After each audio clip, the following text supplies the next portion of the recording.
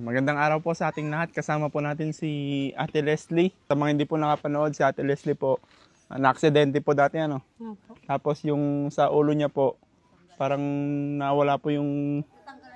Natanggal po ba yung bunga? Opo, pinatanggal po. Yung kalahati po, no? Yung kalahati po.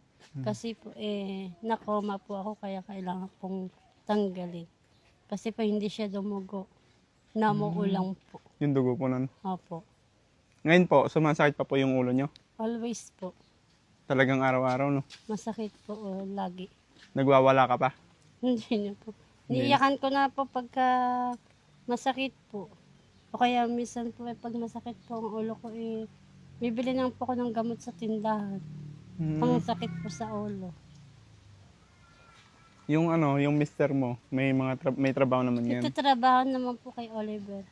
Pinanggagastos din po minsan sa estudyante po namin, tapos sa pagkain po namin. Ano yun? Sapat naman yung kinikita niya. Pinagkakasya po namin. Buti ano, may nakapanood na sponsor po kasi, kaya bumalik po kami dito. Bibigay lang po namin yung bigas. Tapos po, meron pong, ano po, pangbili nyo daw po ng kung ano pong gusto nyo. Salamat po.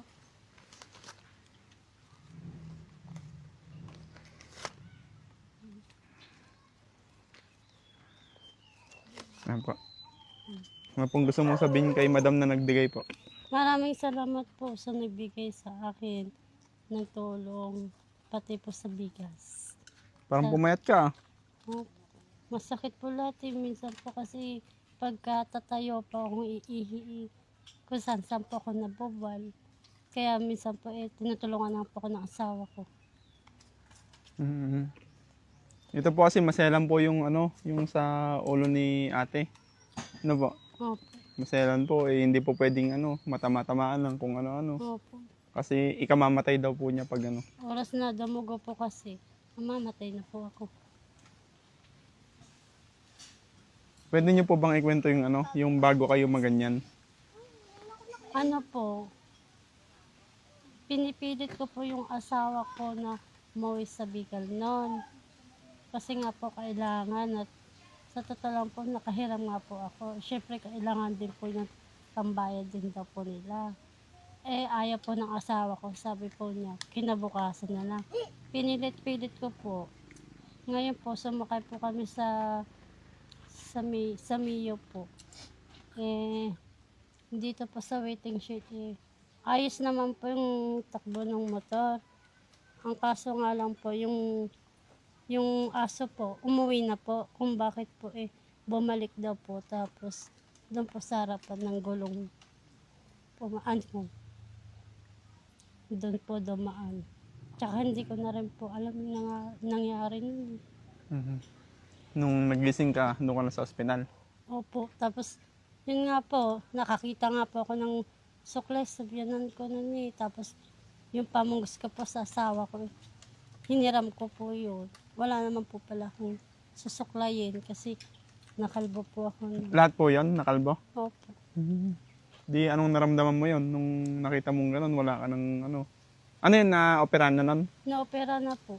Ayaw po kasi ipabalik nung asawa ko at saka mga magulang ko. Lalo na po yung kuya ko. Kasi nga po, nag-50-50 po ako at saka nakoma ako. Ayaw po nila ipabalik. Pumunta ka na, kung pupunta ka, huwag mo kami isasama. Sabi naman po nung magulang ko nun. Kaya, hindi na rin po ako natulog. Ipabalik yung? Yung bungo ko po noon. Ay, pwede daw sana?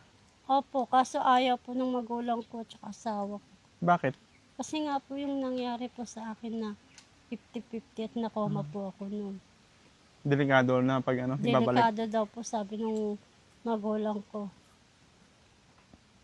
Kung gusto mo, pumunta ka mag-isa, sabi naman po ng magulang ko. Pero ikaw, gusto mo sana? Opo.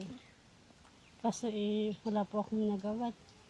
Ayaw din po ng asawa ko, nagagalit po. Ba't pala naka-makeup ka? Yung anak ko po. Binikapan ka pa habang tulog? Hindi naman po. Nakakampo ako, nakahiga lang po Binikapan niya na po ako. Pinagtripan ka, no? Sabi ko, maganda ba yung makeup mo? Oo, ako pa. Sabi naman po niya. Baka kasi isipin nila nagme-makeup ka na andito ka lang sa bahay. Kaya natanong ko. Kaya maraming salamat po sa nagbigay po kay Leslie. Para kahit papaano po meron po siyang pambili ng ano, mga gusto niya sa mga anak niya, ganun po ano, baon. Pwede po kayo magpasalamat ulit sa nagbigay po. Maraming salamat po sa tumulong po sa akin at sa nagbigay din po ng bigas. Sana po matulungan po ulit sana po ako pangkan ko din po, pambili rin po sana ng gamot ko. Nagme-maintenance ka?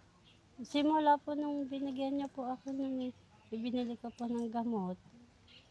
Tapos ngayon po ulit, bibili ulit po ako. Ay, pag walang nagbibigay sa'yo, hindi ka nakakabili. Wala po. Pero pag nakainom ka ng gamot, ayos naman, hindi masakit. Ayos naman po. Minsan po yung nanay ko din po ang nagbibigay din sa akin.